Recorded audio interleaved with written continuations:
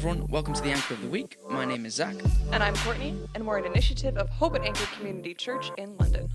Each week we'll discuss different topics relevant to faith and Christianity in today's culture. We're here to build a space for the church to share our experiences and challenge one another to grow in living a life like Jesus. Okay, Timo, we are back yet again. Yes. Welcome. Hello, everyone. Welcome back. Really good to be here.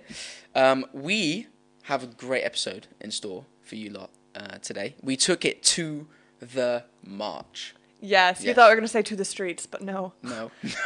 No, we didn't. Yeah. I actually wasn't there, present at the time. Yeah, so you're away doing other important things. It's fine. It's okay. Yeah.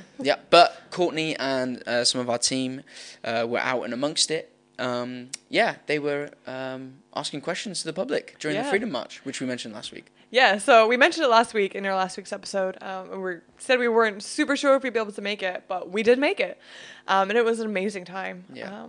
What was it like? Talk us through the atmosphere a little bit. Yeah, it was crazy. Honestly, we didn't know what to expect. We kind of went there and we were like, okay, we saw it a little bit on social media, but like, you never know. Like this could be 100 people, this could be 10 people, Parliament Square. Yeah. But yeah, it was a lot of people and a lot of different causes being fought for. Yeah. Obviously, like freedom was like the general thing, and there were specific things like largely, either anti-government, anti-COVID, all these different things. So interesting. So many different things. It's kind of like the person next to you could be fighting for something completely different. It was very strange because there was weird to me. A lot of almost like this kind of air of a bit of confusion as well, because it was kind of like everyone's fighting for something different. Yeah. But there also was a lot of unity because everyone kind of fighting for something different. Yeah. But everyone kind of on the same page in the fact that like, hey, like, we want something to change from this. Yeah. So we went in. We just got amongst it, dove head first, started asking people some questions, and it was really good. Awesome. Yeah. Brilliant.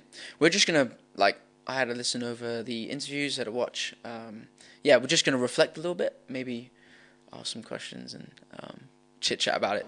All right, guys, we are here on the street, right here at Parliament Square for what people are calling Freedom Day. So we are out here asking people what freedom means to them. We got some great interviews lined up, so let's check them out. All right, so now I'm sitting here with Fred and with Diana. Thank you for being willing to talk with us today. Can you guys just kind of explain to us what freedom in a general sense means to you? You go first, Fred. To be able to get up and travel wherever you want. There's I don't know if many people know about this, but there's something on the internet that's called Alpex. So any youngster that's just fed up with his life could get on a plane and go and work 4 hours a day, and you get 4 meals. No money involved, so you need a bit in your pocket. Right. But that's freedom. If you say, well, I've had enough of this country, I want to go and see if I can put roots down in Mexico, Chile, wherever you go, And now this shower shut everything down. Taking all the freedom away, they just want you here so that they can keep jabbing you up, get that nanotechnology into you and make you a robot. And then you're going to be the government's puppet. You're never ever going to think for yourself. So the sooner you wake up and realise, the better. So would you also say that to you freedom is like freedom of thought in a sense? Because you talk about two main things. So freedom of traveling, so mobility, and maybe freedom in borders. But also freedom of thought, like the ability to think what you believe, or to decide for yourself what you think on something. Exactly what freedom is for me. Being able to make your own choices about, for example, what you want to put in your body, what you want to eat, what you want to drink. Just the basics of life, really, and being able to believe what you want to believe, whether it's religious or not. Just you should be able to say what you want to say, and people shouldn't get offended. They should just be able to say, okay, that's what you think. This is what I think, and not argue. Do you think maybe offense is an enemy of freedom? Yeah, definitely. That's really interesting. I've never thought about it that way. And would you say that you've experienced this true freedom, or do you feel like this is kind of always, kind of what we're in right now, this has always kind of been the case, it's just amplified? Or do you think that you've truly experienced freedom before? No, I don't think we have. No. I think from the minute you're born, you're under the thumb, told what to do, what to wear, where to go, when to do it. So no, I don't think we've ever been free yet. And as for vaccines, I'd seriously look into it, because I'm sure there's something beyond the BCG when we're children, because we lose something. And the vaccinations all through history, they've all been to dumb you down, so you don't really want to awaken and know why you're here. to be the best that you can be in life and be a good man, a good lady, and love each other. Not to, I want the next dolly. It's all avarice, avarice, avarice. It's all greedy, you know. And at the top of the pyramid, there's what, 3 people running it all. You know, how can all these people suck up to like 3 people? Keep your money. We don't want your money. Let's start our own communes, grow our own veg, get rid of all of them, get rid of schooling, self-teach your children, and let them know how to survive. I mean, do you know any children that have been taught survival in school? Let's say we're all... No. So you should learn how to skin a rabbit. That might upset vegans, but I don't know. But anyway. We'll censor that for the vegans. Grow veg, but you know, you're pure, let's stay alive. But it's none of that, is it? Yeah. They just train you to go and work at McDonald's or somewhere like this, and you're going to be down there, you know. And submissive. That's what it's all about, being submissive. And people are waking up now, and they know that's not what we are put on earth for, to suck up to the pyramid. so what are we put on earth for, in your opinion? You said to be the best person that you could be. Anything you'd like to elaborate on that? Yeah, to purely experience this before we move on to the next level. You never die, you just move on to the next phase. Yeah. Awesome. What are you hoping to see from all of this today? Is there anything from this Freedom Day that you're like, wow, if there could be one thing that we're hoping for, praying for, like for this time, what would it be? To get rid of this government and get a new one put in place that has a brain would be nice. You know what? Fair enough. All right. Amazing. They've been so bad, Hancock and Boris, haven't they? What did they have to do to make people realise, hang on, they're a lying bunch of shites? What did they have to do? They can't go no further down the hole, you know, they're terrible, aren't they? And no one's waking up. I'll have the jab, I'm all right. No, because come winter, you're either going to be dead or you're going to be a puppet. Well, time will tell, right? But I'm really happy that you guys are here and that you're bracing the sun as well, because it is a scorcher today. But it is always so encouraging to see people that believe in something to actually go out and make a stand for it. So I think, and I think in that sense of freedom as well, that is a beautiful thing, and I think that should be like a freedom for us all. So, yeah. Travel wherever you want and see whoever you want. That's how you get cultural, you learn all your languages, you know? Awesome. Cool. Thank you so much. It was Fred and Diana, right? Awesome. All right. Thank you for talking with us. All right, so now I'm here with Luke. How are you doing, Luke? I'm very well, Luke. How are you? Courtney, how are you? It's okay. But yes, we wanted to stop you because, first of all, we love this sign. Love is the answer. Do you want to explain why this is a sign that you've chosen today at the Freedom March? This is the first time I've come to London throughout the COVID pandemic. We do a lot of work locally, and I knew that really you can only get one message across. I don't think we're going to change what our government are doing, but I think one thing we can do is raise our vibrations and connect. I think love, unity and high vibration is my message that I bring, and love is the answer, pretty much sums that up. What's the meaning of life? Why am I here today? Why do we look after each other? Why do I care about the planet? Love is the answer to all of the questions I ask, really. And how does that look for you then, on the practical, on the day-to-day? You know, because love can be sometimes so theoretical or almost mystical at points. Definitely, I think I'm a very, very spiritual person. I've been on some difficult journeys in my life, some really exciting journeys, some crazy drug experiences, and all of that has awoken me up, really, to the essence of spirituality and the fact that we seek connection with one another because we are one ultimately, and our higher selves know that and understand that and embody that and live that. And that is ultimately the way we win this right now, is we raise our vibrations so these old systems, they don't work anymore, they don't control us anymore. If we're in fear, they have the power. If we're in love, we have the power. And that's what I honestly believe.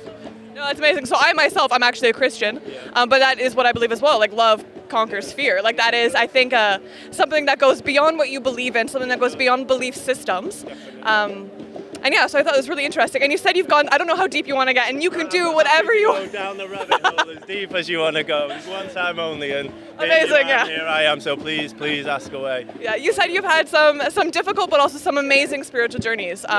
Anything in that you've learned from that or that you want to share from that? Yeah, so the catalyst for me was losing someone I really loved. That was my nan. Complete source of unconditional love for me growing up. She unfortunately died of bone cancer. We watched her sort of whittle away over 6 months, and then I had to learn how to love myself. I didn't want that grief to drag me down, and so it set me on a journey. It made me realise how much has been, excuse my language, how much crap has been programmed into our minds, and actually we need to go back, we need to reprogram, we need to actually define ourselves by our own definitions and not by the definitions that society offers, because I think it's all designed to control, create a sense of insecurity and a state of disharmony. If we're in that state, all we care about is our own disharmony, our own sorrows and worries, whereas when you liberate yourself, when you learn how to love yourself and learn how to love your neighbour, you're free. You're free, and genuinely, I love you, I love everybody here, unconditional love, man, unconditional love. First of all, thank you. You're very, very welcome. But you said as well, what did you say? Like, kind of like we have to like reset and kind of restructure so what does that look like for you? I know we talk about loving, one another, but is there a different... Definitely. So in our society, we talk a lot about consciousness and subconsciousness. Our subconsciousness is where we store all our programs, our repeated and learned behaviours, the simple things from brushing your teeth to driving a car to real ideologies and self-beliefs. So I had a lot of insecurity programmed into me through the Catholic Church and being raised through that Catholic system. I'm very open sexually, and obviously that kind of contrasts to what the church teaches. So for a long time, I believed I may have been possessed by some kind of evil that really sort of hurt me. And when I learned that actually on a soulful level, gender doesn't exist, the soul is made up of divine masculine and divine feminine in perfect harmony. And my connection with other human beings is on that level. So it's not about physical gender, it's about so much more. And that ultimately was one of the biggest fundamental changes for me when I defined myself by that and not by the way I'd been taught to believe I should perceive gender and attraction, really.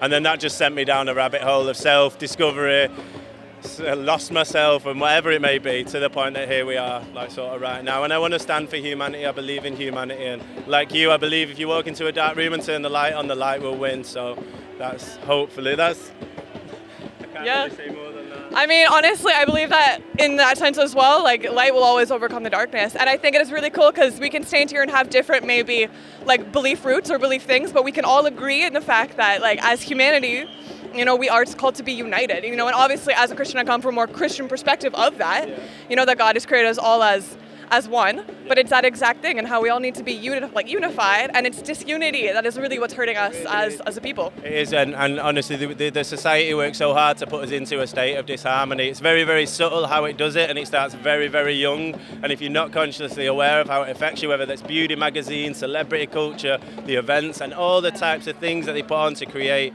the society we live in, is designed to put you into a state of disharmony, and achieving that spiritual growth, that self-fulfillment and enlightenment is actually really, really difficult, but it's really worth it. It was very hard at times for me. I had to accept some difficult truths about myself, but I think I'm at a point on that journey now where you want to share that awareness with others. So it's really, really great that you stopped me today and gave me this opportunity, to be honest. Yeah, of course. And I love what you said at the end, how you had to face some difficult truths.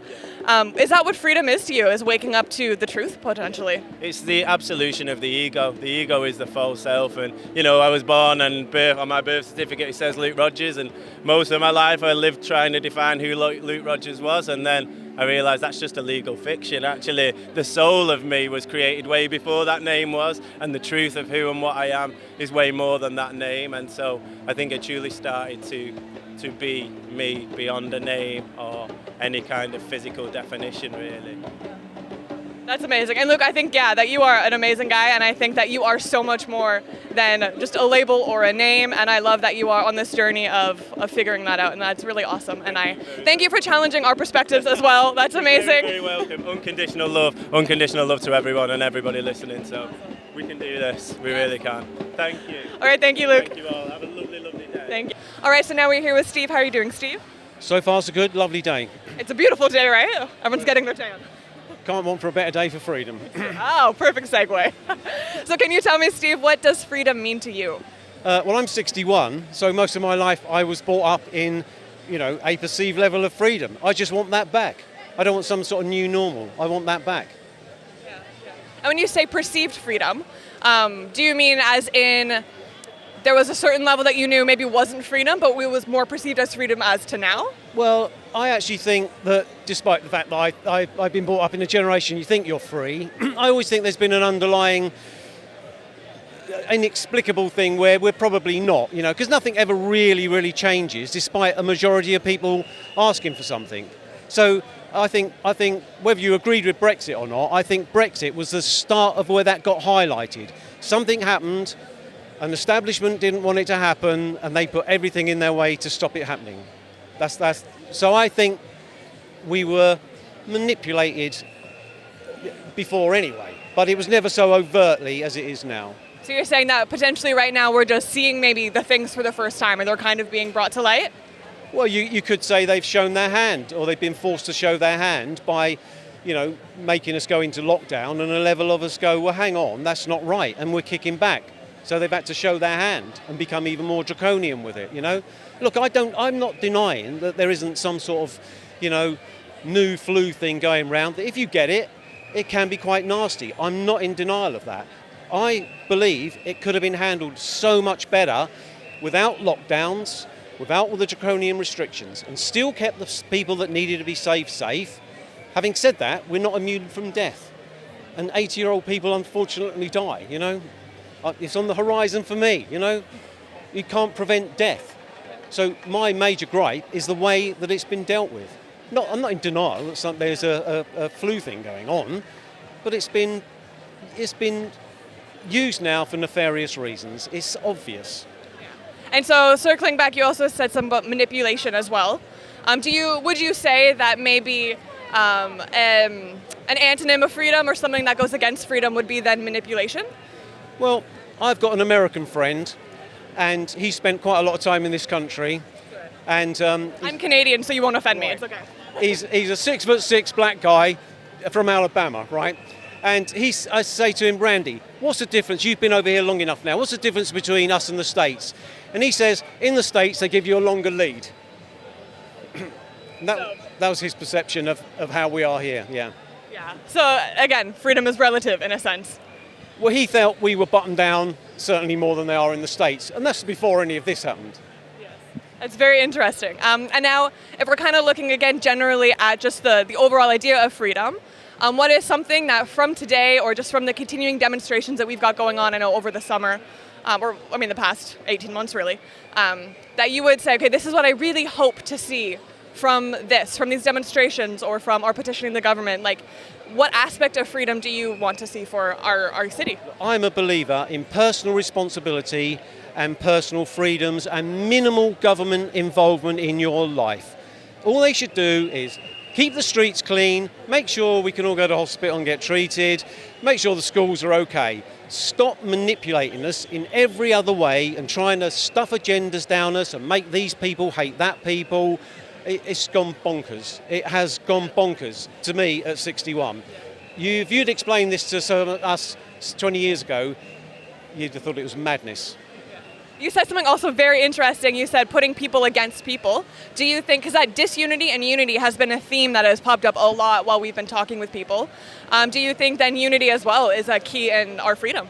Well, to me, that is one of the major reasons that none of the mainstream press report on these events, because there is everyone here. There's brown people, black people, everyone is here, right? There are fringe loonies here that ordinarily I probably have nothing in common with, but we're all in together on this.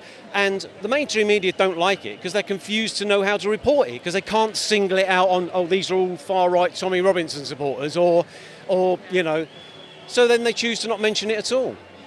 It's a very interesting observation. I don't think you're completely wrong, but that is something that from here I've been very touched by. I think my whole team as well, that it's literally everyone from every walk of life, every age, every race, every ethnicity, everything. I'll be honest with you, I'm slightly disappointed there aren't more younger people involved. Yeah. Because I think, should 60-year-old blokes be protesting for our freedom?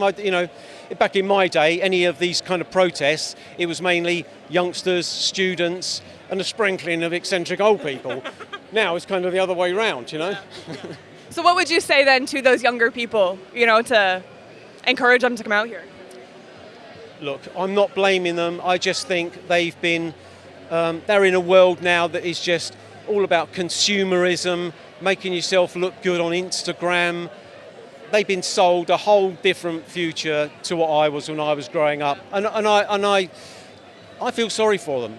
I do joke with them and I say, well, if we don't get out of this, you'll be able to look back on my generation, which I firmly believe will be looked back as a sweet spot in history for freedoms, culture, innovation, and a whole range of other things. We're slowly being steered down to some sort of dystopian, blooming artificial intelligence future.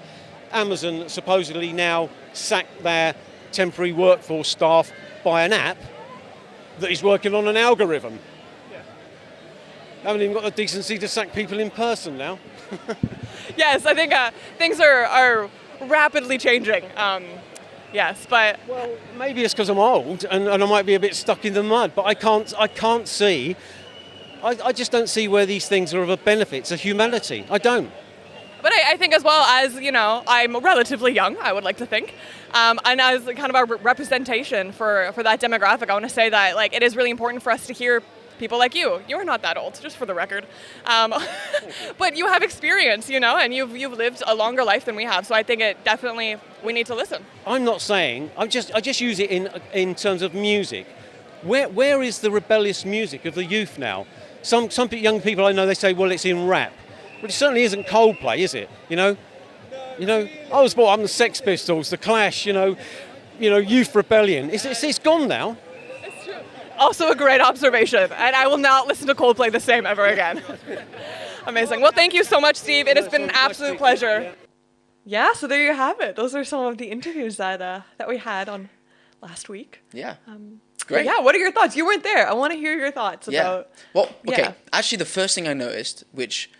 I don't know what your thoughts on this are. Oh, okay. Okay, but if anyone watched it, you'll have noticed the old couple's T-shirts. It actually made me laugh. I'm not gonna lie, it was really funny to me. But obviously a little bit rude. If you are not watching the YouTube right now, basically it was like, well, take this, or it was like, this is my freedom, and it just has like a picture of a middle finger flipping someone off. So like. It was interesting that was like they kind of wore that, and it was the aggression right from the get-go. And I think in the interview you could really tell that he was very it came across a little bit aggressive, just a little bit like strong willed, I guess. And also, we should have had this disclaimer a little bit earlier, but the opinions as seen in the interviews do not necessarily reflect the opinions of Zach, me, the Anchor of the Week, Lord Hope and Anchor Community Church. Yes. I feel like that should be a legal thing at the bottom. Just so everyone's clear, we're just out to see what everyone thinks. Anyway, continue. Yeah, so no, that's good. I'm glad you mentioned that. Anyway, so like their T-shirts, they were wearing the T-shirt. It seemed like you said, aggressive, and it's an interesting way of kind of protesting and just going about their way of against whatever they're fighting for, So, which is interesting. Let's kind of remember that as well, because I feel like each interview it was like a different approach. Yeah. Do you know what I mean? Aggressive. Very unaggressive. Love. Lovey-dovey. Lovey-dovey, there it is. Yeah. We will get to that one in a minute. Yeah, we will. But no, you're right. It's interesting. I wonder, like, how effective is that approach? Or is that their first thing that they thought of in terms of, like, was it a case of they've tried other things and they've tried to do, I don't know. Which is true. Like, and now this is their kind of, what they've had to resort to is more, like, aggressive to actually make a difference, to actually, like, grab attention, I feel like a lot of aggressive nature from things like this comes from just the fact that they need to grasp some kind of attention. Which is what a demonstration is, right? Is trying to catch attention. Something else I think the lady, I assume they were married. I think so. Or we together. Never clarified. No, but but she was talking about how kind of ever since they were young, they've been told what to do, and they've never experienced freedom before. That was a very interesting, I think, point, right? Because we're fighting for freedom, but I guess it has to come back to what is your definition of freedom then? Because as I think he mentioned, like, freedom for me is like, being able to travel wherever you want, and having that like openness of mind and that cultural experience, and which I'm like, okay, cool. Like I see that or whatever, but then if she's saying that she's doesn't believe she's ever actually experienced freedom, then it's like, okay, wait, then your definition of freedom must be way more complex than that. Which I thought was very interesting. And I think the theme of kind of being like born into systems, which we've talked about on the podcast before, I think specifically in our agenda episode. Which Goes perfectly with this, wouldn't you say? Yes. Yeah. But it's interesting though to hear that kind of perspective, because I think that's something that we all know is that, okay, like we've all been born into certain structure of life, but is that limiting our freedom? And then because of that, have we ever had, quote unquote, what the world would consider actual freedom? Yeah. I can't remember this exactly. Maybe you'll help me out. Did he mention that he'd seen different cultures before? And that he flew around a lot? Or okay. I don't know if he said that specifically he Sure, had, but there's definitely that kind of feeling that he has, Right. And it's true. I guess when globalization kind of came about, especially with technology, right? Everyone's minds were opened, right? And that is, again, one thing that I think a lot of people are also fighting for freedom for, was kind of freedom of speech, freedom of knowledge, even, and, can you control what people see, what people don't see? Is it to protect people? But even if you're trying to protect someone, does that not then limit their freedom to be able to be exposed to whatever they want to be exposed to? Yeah. Sorry, this is just a very layered topic, and no, it's class. Yeah. Yeah, it's interesting. I wonder if if he was traveling a fair bit, then I can understand his frustration. But I don't know. It's interesting. When someone's taken away from you, but it's just the fact that it's taken away, and it just feels like you're trapped a little bit, even though it's actually not that relevant, or even that causes a little bit of a stir in you. Yeah, and I think that kind of correlates really well into, I think he also said this, honestly the interviews kind of blur in my head a little bit, but basically as well, it's freedom of choice. And I know we talked about it on the last episode and the episode before with Aaron, and how freedom for many people is being able to choose, right? Yeah. So to choose whether or not you travel or not, to choose whether or not you're exposed to something. And that freedom of choice, literally, I think, is the big thing. I wonder if that was his situation or not, but yeah. Interesting.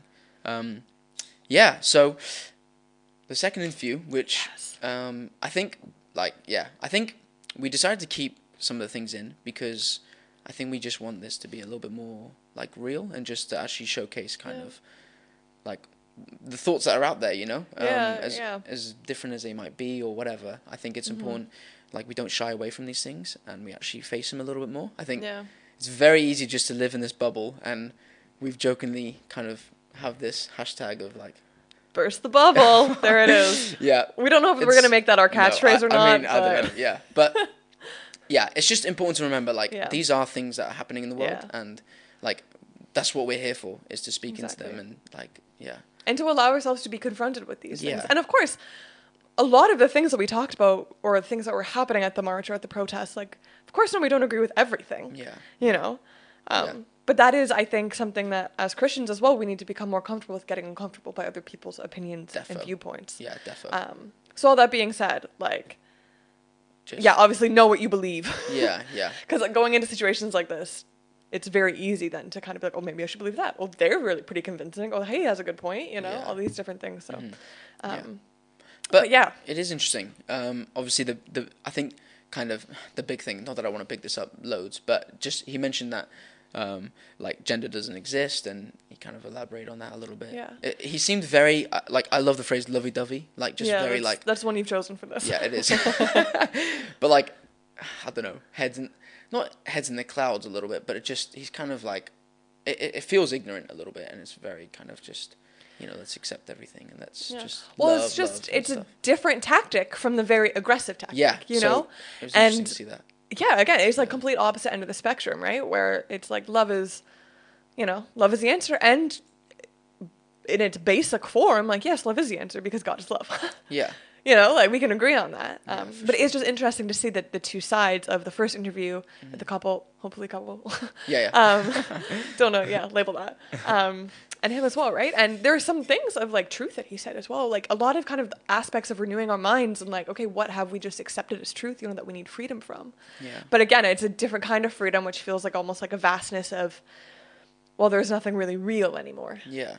And it's okay, what's that balance then between, not being told what is and will only be, and, from, structures of governments or society, but then what we talked about last week, and kind of maybe having limits to freedom. Yeah. Okay, where do we kind of draw the boundaries? Can we just not be anything ever? Yeah.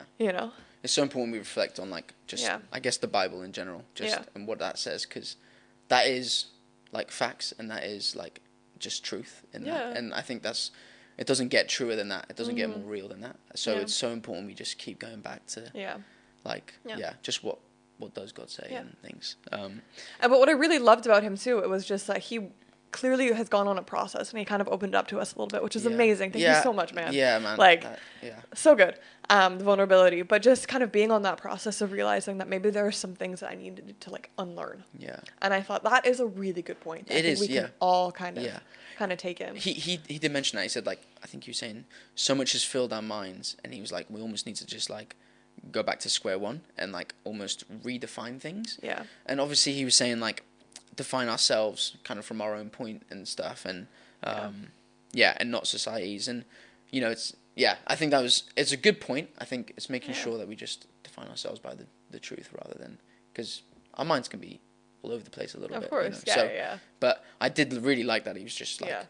like we're being polluted with things, well, whatever I just said, but we're being polluted with things, so it's making sure we Exactly. like square one a little bit more. Exactly. Yeah. Yeah. So, but also like in all that, like it's really also important.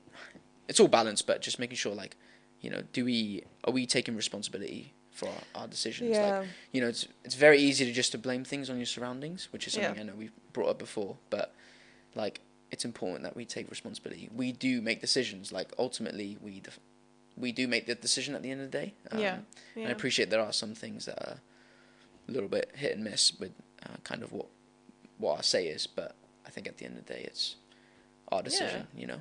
And to take that responsibility and to actually do something about it, you know. Yeah. So, yeah. Last interview. Yes. Yeah, you quite enjoyed that, right? Yeah, I don't know. I just Reminds you of your dad? Yeah, it reminded me of my dad, and I don't know. First of all, he's ever gonna watch this. Sorry, Dad. This is like his second shout out in like a couple weeks. I think. Really? I don't know what's happening. I don't know. I don't know. Anyway, must miss you, Dad. But he did. It was kind of like that same generation, so it kind of felt like I was actually sitting there with my dad and hearing someone, and we're like of English descent as well, like not very far off actually. Yeah. Interesting. Wow. Yeah. So it's kind of interesting to see. Okay, like maybe this could be like a dinner table conversation for me, you know, if I was back at home. Yeah. So it was just kind of cool in that sense, and then to hear someone that's lived in England, for a bit longer, and of course, like we tried to get kind of a different like age demographic. Yeah. But it was really good, and I just thought he had very like clear thoughts. You know what I mean? He did, didn't he? Yeah. He Yeah. seemed like He like really even made up his mind. Yeah. I noticed. I was saying to you before we started this, like he referred back to like back in the day and like his younger times or whatever. Yeah. Like a fair bit. Like I think a good like 4 times or something like that. Anyway, I didn't count, but yeah, it's interesting that he was referring back to that time. Obviously, for him, then he had experienced freedom, or at least more freedom than what he's kind of in at the moment. And very different to our first interview, who had said that they just never had freedom. Yeah. It's true. Yeah. Why do you think that is then? Like the fact that he's referring back to that so much. Do you think that's good that he's, I don't know, I don't want to say living in the past. I think he just has something to compare the situation we're in today with. Yeah, I think so. What do you think, kind of? Yeah. Well, I mean, of course, being his age, he said he was 61, so I don't think that's like outing anyone's age. Yeah. But you kind of like lived a bit more through like the 60s, the 70s, kind of like, I call it like Woodstock. It kind of actually did feel a little bit like Woodstock when we were there. I mean, not like any of us were old enough to be there, but it had that kind of vibe, you know? And so I think he must, because he lived through that generation and that kind of like movement, the peace movement. Yeah. They must have kind of just been something that he's kind of seen more. But I think we kind of touched up on it on the conversation, but like just more is being exposed now, and then, but that also raises a question, like just because you don't see it, does it mean you have more freedom? Yeah. Yeah, for sure. Yeah. Which is a whole other thing, but. And he mentioned our generation, I think if I heard this right, like we don't have as much rebellion or something, Yeah. Did you talk about music? Yeah. I've been thinking about this actually for like a few days now when I'm listening to my music. I don't say he dragged Coldplay, but a little bit. I thought it was hilarious. Coldplay's a great band. They're very talented. It's fine. But he was saying, like, that was part of, like, the rebellion or the revolution. It came in all the different areas of society, right? And especially the arts. And that is something that, you know, at the forefront of almost any, like, political movement, it were the artist, you know? Yeah. It is the artist. It should be the artist. So he's kind of saying, like, where are the young people that are, like, fed up and, like... Yeah. Yeah, and I think there definitely are some, you know, and I can think of a few kind of maybe smaller ones. For sure. But it's true, like, that was a whole generation that was marked by kind of this, like, stick it to them, like, we're going to, you know, have freedom or whatever. So, yeah, that was really interesting. Yeah. And there was kind of a interesting age gap as well. Well, yeah, like, at the march. Yeah, what was general. the average age? Would you? Yeah, it was, like, kids being brought with their parents or usually a bit older people. Right. Like, I would say 40s and up. Right. That's not saying there was no one between the ages of, like, sure. 15 and 35 or whatever. Yeah. Kids with their families then. Yeah. Super interesting. Yeah, really interesting, right? And so he was saying, like, I wish that more, like, you know, like, young people, like, young adults were out here because, you know, hey, this, like, applies to you. Yeah. And there were some, again, I don't want to, like, discredit that. Yeah. But what was really interesting is a lot of people, when we would ask them, okay, like, why are you fighting, you know, like, or... like fighting for freedom, not fighting. They'd be like, oh, like, I'm doing this for my kids. Like, I'm fighting for freedom for my kids. Wow. And so it's very interesting then to see, like, okay, like, the gap that's there. so interesting to me. Yeah. For their kids, yeah. Awesome. Yeah. That's cool. Yeah. And I don't fully know why that the gap was there, but. Sure. I think it's interesting to think about. Yeah. Of course. Awesome. Do you have any final thoughts on what we heard or on freedom in general? Or? I think we kind of covered all my like little notes that we had. I think it's super interesting to hear different people's perspectives. Yeah. I think I do want to just like mention like it's important we hear what's out there like and face it and kind of just I mentioned it before but like just that we're not ignorant and just put these things aside because this is like our place. Like this is the kind of, I guess the age we're living in and the generation we're at, and we need to deal with these things. You know, we need to try and speak some life into it. And of course, and actually be the church that will dare to go out. You know, and I think that's something that like we can't escape it. You know, maybe like we're not all affected by it. Sure. You know, but we are living in a very like politically volatile age, you know, and a lot of things are happening under the surface and above the surface in our faces, you know, and just to kind of be willing to step out and say, okay, God, like, your truth over everything. But, so great chat. That was actually I really enjoyed listening to those interviews. So if they are listening, thank you so much for coming on. It was really nice to listen. Yes. And spoiler alert, yes. There is probably going to be a part 2 coming next week. Because London is popping with freedom rallies. Yeah. And the next one coming up is actually a worldwide freedom one. So, I mean, we could get some good seriously, content. We just want to get amongst it. Yeah. Yeah. You know? Stuck in. Just right in there. Right. I was waiting for something from you. Anyway, but seriously, we do. We just want to know what's out there and just speak into it. Exactly. Yeah. Exactly. So, guys. Again, just a cheeky plug. We're on the Insta. I was gonna do it, but look at you. You got it. You got it. We're on the Insta at the Anchor of the Week. Yes. I got that right, didn't I? You did. You got it right this time. That's good. So check us out on there. Get connected with us. Yeah.